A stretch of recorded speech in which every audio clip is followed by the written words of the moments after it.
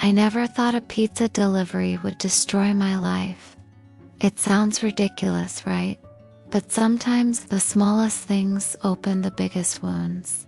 That night started like any other. I was sitting on the couch in my pajamas, watching reality TV while my husband, Mark, said he was heading out to grab gas and take a call. It was already late, but I didn't think twice about it. He was always on the phone for work and always busy. That's just who he was, or who I thought he was.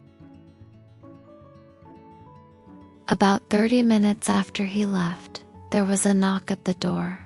I wasn't expecting anything, but when I opened it, a pizza delivery guy stood there with a large pepperoni and a 2-liter soda. I laughed. "I think you've got the wrong house," I told him. But then he read off the name, Mark, our address, paid in full. My stomach flipped. Why would Mark order a pizza and send it home if he wasn't here? The delivery guy shrugged and left, but I just stood there, holding the box. Something was off, very off. When Mark came home about 20 minutes later, I confronted him. He looked surprised, but only for a second. Then he chuckled like it was no big deal. "Oh babe, I must have hit the wrong address on the app. I meant to send that to one of the guys I was meeting." I didn't fully believe him, but I let it go, because what else was I supposed to do? It's just pizza, right? But something inside me felt different after that. Like a switch flipped. I started paying more attention to everything.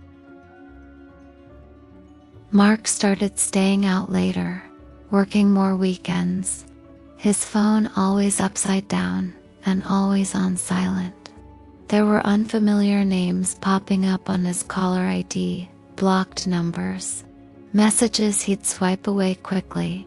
He stopped touching me, stopped asking how my day was. We were married, but I felt invisible. And when I asked him directly, "Are you seeing someone else?" he didn't even get angry. He just looked me dead in the eyes and said, "Don't be paranoid." That hurt more than yelling ever could. 3 weeks later, I was cleaning out the car when I found it. A crumpled up receipt stuck between the seats. It wasn't from a gas station. It was a receipt from a fancy restaurant, one we'd never been to. Dinner for 2, a bottle of wine, dessert, total $250. I stared at it, hands shaking. It was dated the same night he said he had a late work meeting. I waited until he got home. I held it up and asked, "Who were you having dinner with?" His face turned pale, like I'd caught him red-handed because I had. I caught him. He didn't even try to lie. He just said, "Look, I didn't want you to find out like this." Like he was the victim. He admitted he'd been seeing someone else. But then he said the worst thing I've ever heard. "It's not serious. I just needed something different." Something different. What was I? A job? A lease? A background character in his life? I felt like I couldn't breathe. He promised to end it, begged me not to leave, said he'd fix things. I didn't answer. I couldn't. I didn't know whether to stay or go, but what I did know was I didn't trust him.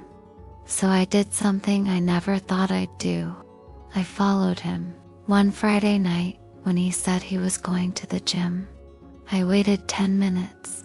Then I got in my car and tailed him. He didn't go to the gym. He drove across town to a suburban neighborhood I'd never seen before. And he parked in a driveway of a house. I watched as a woman opened the door and he kissed her like he belonged there. Then two little kids ran out yelling, "Daddy's home." I sat in my car, frozen. He had a second family, a whole other life. How long had this been going on? Years. Were we the side family, was she? I took pictures, videos, proof. Then I went home and packed my things. I wasn't going to stay a second longer in a house built on lies.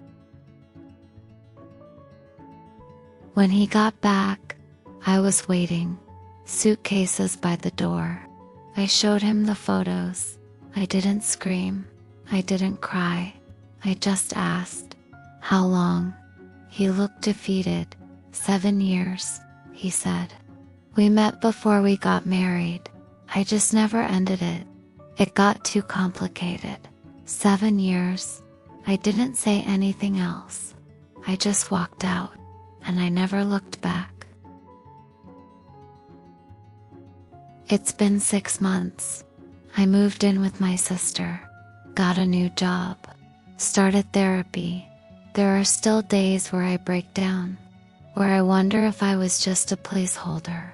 But more and more, I feel powerful. I feel free, because I may not have seen it sooner. But once I did, I chose me, and I'll never let anyone make me feel invisible again.